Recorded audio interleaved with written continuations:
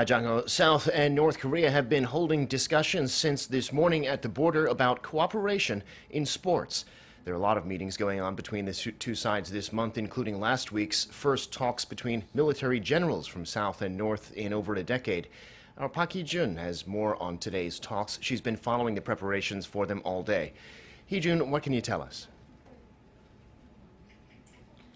Devin, today's discussions are largely focused on inter-Korean sports cooperation and exchanges. The talks began this morning at around 10 a.m. this morning at the Peace House, which is the South Korean building of the truce village of Panmunjom. The key agendas for today's talks include joint participation by the two Koreas for the 2018 Asian Games and holding inter-Korean basketball matches.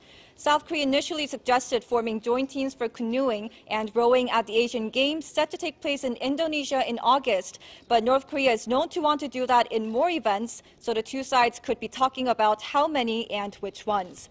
Also on the table is whether they will march under the Korean unification flag like they did during the Pyeongchang Winter Olympics. And it's a widely known fact that North Korean leader Kim Jong-un is a huge basketball fan. In a summit with South Korean President Moon Jae-in, Kim proposed holding inter-Korean basketball matches, so that should be on the table as well.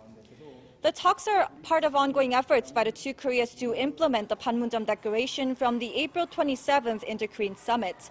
And because the 2018 Pyeongchang Winter Olympics is widely viewed as the impetus that led to the recent peace talks, the two Koreas will be keen to carry on the momentum of sports cooperation to strengthen their relations. Here's what the head of the South Korean delegation had to say before he left for the border. As we saw from the Pyeongchang Winter Olympics, sports have played a crucial role in bringing North Korea back to inter-Korean dialogue. We'll try our best to make sports an important driving force in future inter-Korean relations and to implement the Panmunjom Declaration. We're still waiting to hear about the outcomes of the inter-Korean sports talks, but we're expecting a briefing to happen within an hour or two, so I'll make sure to bring you updates on that later. Back to you, Devin.